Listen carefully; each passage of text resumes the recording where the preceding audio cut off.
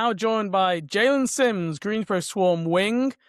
Jaylen, you were joining me after recently scoring 2,500 points for the Swarm. Just tell me a little bit about that milestone recently, and welcome to the pod. Yeah, thank you for having me first and foremost. It's 2,500 points. That's crazy.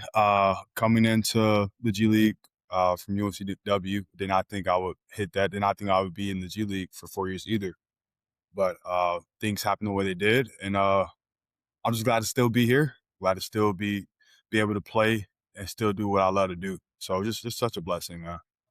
And did you know you were like on the cusp of that milestone heading into that game recently? I think you passed it in the Rio Grande game, or is that something that after the game did someone just tell you, hey, by the way, Jaylen, you got 2,500 points now? Oh, yeah, I didn't even know at all. I literally just found out probably about 3 minutes ago. Uh, but yeah, it's crazy. I had no idea at all going into the game. I just tried to play as hard as possible. Yeah, good. And obviously, you were born and raised in North Carolina. You went to college, like you said, UNC Wilmington. You now played with Greensboro Swarm for a few years. I guess I wanted to ask: do you identify as a Bobcats or a Hornets fan, like when you were growing up, Okay. or were you like are you a Bobcats fan? So tell us So about I your live, Bobcats fandom. yeah, so I just remember going to games, watching Raymond Felton, watching Sean May, Gerald Wallace, Emeka Okafor. Mm. Who else can I think of? Gerald Henderson, uh, people like that, Marvin Williams, like obviously Kimba. So just going to games and sitting in like the 200 section, and just hoping one day you could be on that floor. But yeah, I remember those days growing up. And you've now obviously like played with and met a lot of those guys you just talked about, some of which are still Yeah, with the organization. What's that been like, kind of like seeing those guys as a kid growing up and then almost now calling them like a work colleague, right? yeah. Sometimes it's like very surreal. Sometimes you don't believe that you're in the same room as the guys you used to look up to, especially like a Kimba, who I always watched growing up, and then just Mm. seeing how he operated day to day and seeing how humble he really is just made me more of a fan of his. But just it's just like a dream come true, man. And did you have any Bobcats jerseys as a kid? I did not. I definitely had a Gerald Wallace bobblehead though. I remember that Mm. for sure. I had a Nice. Gerald Wallace bobblehead. Yeah. And speaking of bobbleheads, great segue. You're doing my work for me here. Coming up, 17th of Jan against the Osala Magic. The first 500 fans of the Greensboro Swarm are going to receive a Jaylen Sims bobblehead.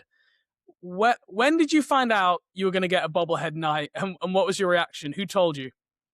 When did they tell? I think Cole, our GM, told me some time ago, and I was just like, oh wow, like I was shocked. You know, nobody ever dreamed about having a bobblehead because it rarely ever happens. So Mm. I just okay, like it would never even cross my mind to happen. And man, it was like more of like a shock. I'm like, wow, like a bobblehead of me, like that's crazy. So it was just a surreal feeling, man. And have you seen an actual physical version of your bobblehead yet? Have they arrived? Yeah, yeah. How did So they they did. do? 'Cause sometimes they can look like, not always the person they're supposed to look like. Yeah, that's true. I think the Swarm did a great job. You know, I gave my first one. They gave it to me about a week ago, and I gave it to my son, and that was just a, Nice. a great experience for me. So it's sitting at the house right now. I actually saw it this morning too, so it was kind of cool just to see it, just on the counter, man. Good. And, before this interview, I spoke to a couple of people who used to work with the Swarm. And I mean, like Tom Fox, the old video coordinator for the Swarm, he described you as one of the hardest workers on the team. And when it came to film study, like the best guy at film study on the team back when he was with the team. I guess, where do you feel that work ethic comes from, and how important has film study been in your development? Yeah, James, I've always been underrated all my life, so I always had to find ways to like get an advantage on people, Mm. like especially like going to a small college like UNCW and not being highly ranked out of high school. I had to. It was everybody around me was 6'6" wing, you know, but I had to do the intangibles in order to get an advantage. So I knew that if I worked hard and I studied hard, that over time I would just continue to get better. And while other people relied on their talent and not so much of the hard work, I knew I would overlap them over time. So I just kept that mindset. So that's been my main thing. I just focus on trying to do the intangibles. Everybody works on their game every day, but not everybody will put the extra in, and not everybody will spend time studying the game as well. Yeah, and I was doing research for this. Am I right in saying you went to 4 high schools in 4 years and you got cut Yeah, from your JV team? yeah, Like, yeah, yeah, that's obviously a really difficult path, right? For someone trying to make it in the basketball world to have that much change. But do you yeah. feel now that that kind of like early challenge that you had to overcome is kind of like set you up better in the long term because you had to navigate that? Yes, if I never got cut, I don't think I would be where I'm at now.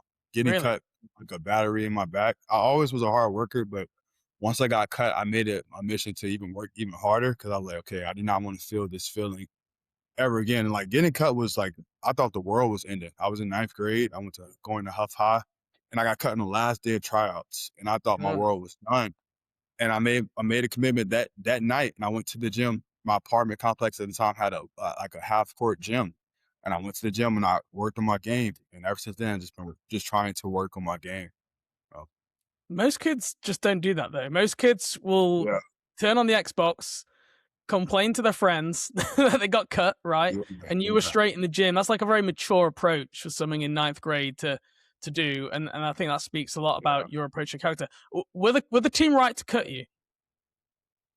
I think so. I don't think I was that good. At All the right. time, I thought I was better than what I was. Mm, But looking back at it, I wasn't. I wasn't a good. I was like 5'10", probably like 140.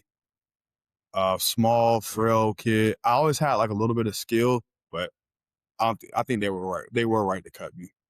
very, very honest of you. Yeah. Last year, you signed a 10-day contract with the Hornets, and then 10 days later, they signed you to a deal for the rest of the season. Yes. Could you talk about maybe some memories from that stretch, either from your 10-day, the rest of the season? Like, what are the things that stand out to you when you think about that? I think you played in 6 games during that time, and you played Yeah. well, right? If you look at your numbers, you played well in that time, that opportunity. Yeah. I think the biggest thing that stick out for me was I went from playing in G League to having to guard like DeMar DeRozan and Zach LaVine.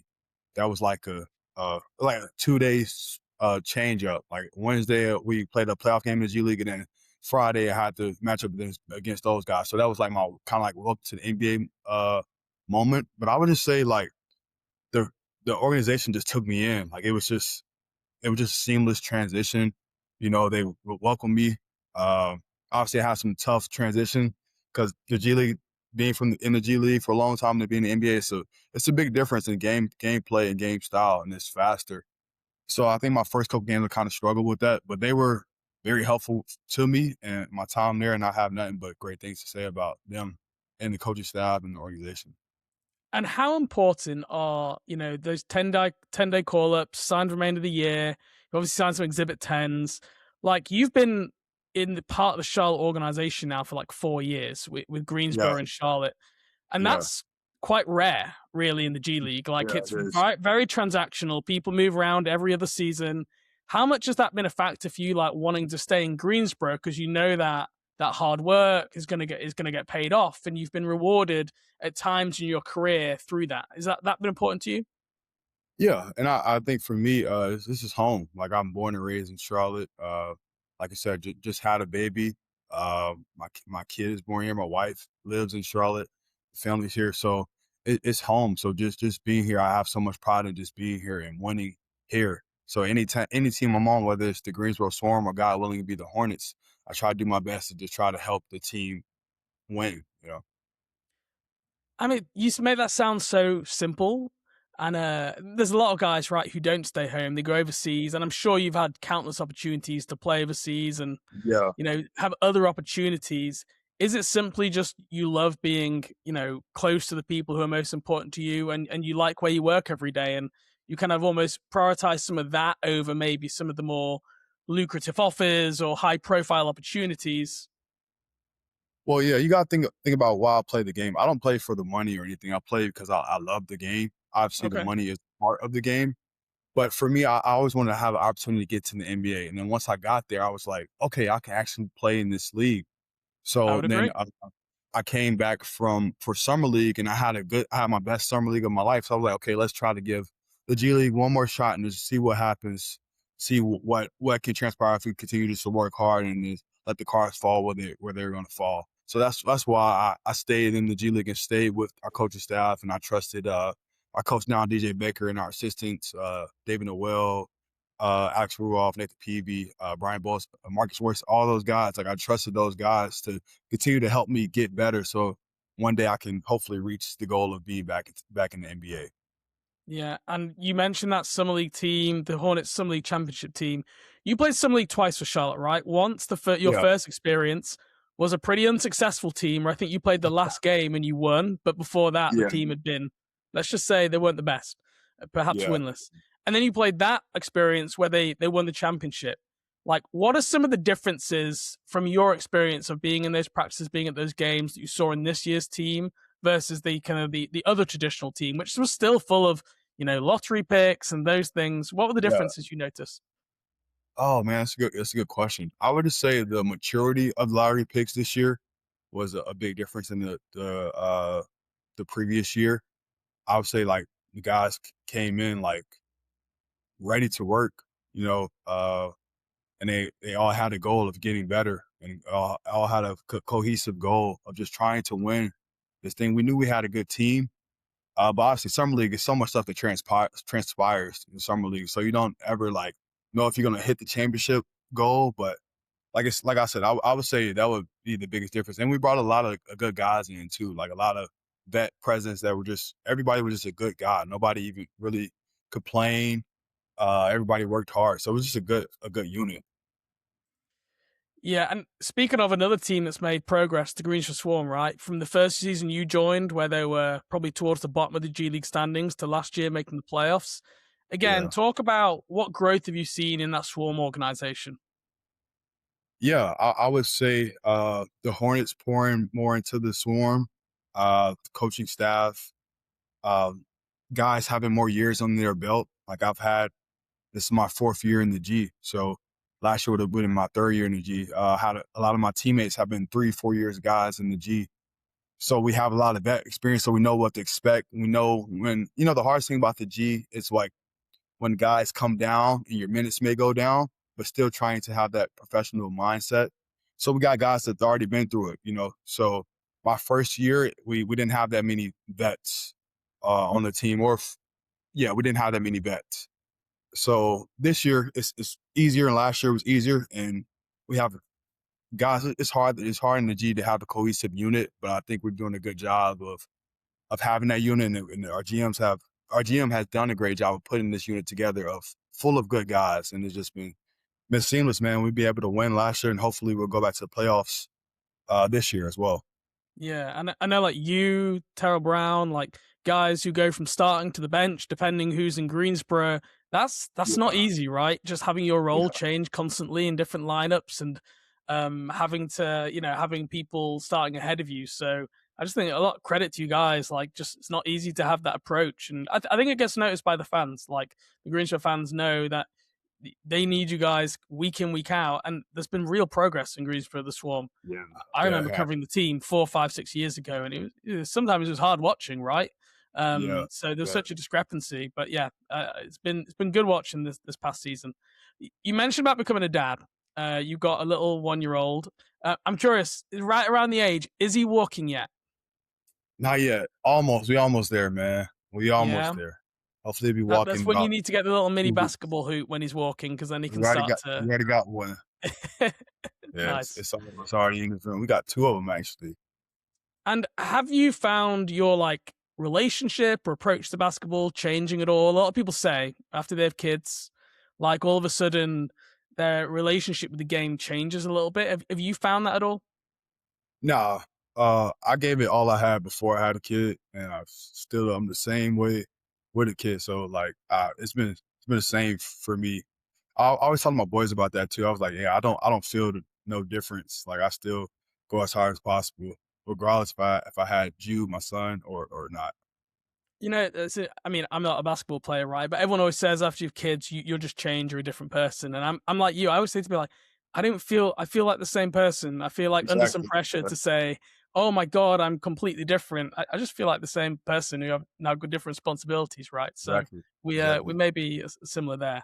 Um, I spoke to one of your former coaches, And firstly, I want to let you know they said you're the favorite player that they've ever coached. All right, so Wow. props to you for that. But he also Wow. said ask him about his own clothing range, which they said was like quite unique and personal to you. So I don't know anything about this, right? Jaylen, tell me about your clothing range. Oh yeah. So I had a brand. It's called Sheep's Clothing. Uh, and we actually just stopped it probably about a year and a half ago. But Okay, we were super passionate about it. When we started it, it was me and my wife as well. When I say we, uh, yeah, it just kind of like fell off the radar. You know, we were having a baby, and I was in the season, so we didn't really have any time when I couldn't give it all my energy. You know, but yeah, hopefully one day we can get it back going. But yeah, it was called Sheep's Clothing. It's a faith based Christian apparel brand. nice. And my final question, really, for you, I got two more actually. If I were to ask you to pick a favorite teammate on the Swarm who's no longer on the team, so I'm not putting you in that awkward position, right? Ooh, yeah. Is there a guy like you feel you just really bonded with and you still hit up now and you keep in touch with? I think I got two. I would say Anthony DeRuggi. Hmm. He was from my first year. He went to Florida, and Kobe Simmons. I think Yeah, those would be. I could say Angelo Allegri too. Uh, yeah, if I do those three right there. Hopefully, I'm not forgetting nobody. yeah. But yeah, Kobe was in Greensboro for quite a while, right? He played in that summer league team. I think you played with on as well. So exactly. Yep, yeah, yep. yeah, he's a good player for the Swarm. Okay, looking forward the rest of the season here for the Swarm. What are you looking at in terms of what do you think you're currently doing well as a team and you want to keep doing, and what do you think are some of the things that you want to tighten up as you make this playoff push? Yeah. So obviously, the goal is to go to the playoffs and get a higher seed. Also, get some home court advantage. But I think we gotta continue to just get better as a team. Obviously, that's the goal. We got a few things we got to work on, especially because we just lost two in a row to a very talented team, and we should have easily won those games, but they came in and they played well. Um, but yeah, we got to tighten up a few things, and I think we'll be fine. Like we got a vet group. I know when we get to this January, this latter part of January and February, March, I think we're going to hit our best basketball. And that's the thing that I'm excited about is I feel like teams haven't seen our best basketball yet. And we got so much more improvement to do. Yeah, and then like Keontae obviously came back after for this season, which I also think it says a lot about what Greensboro are building, right? Because he wanted to come Yeah, back to Greensboro after how things transpired in the summer, which like that is exactly. the sign in health of like a very good program, right? A program being Yeah. run the right way. So, well, Jaylen, you've been very generous with your time. I really appreciate it. Great to learn a little bit more about you, hear a little bit about the Swarm, and I wish you the best of luck for the season. Hope you can get that home advantage playoff spot. Yes, sir. Thank you, James.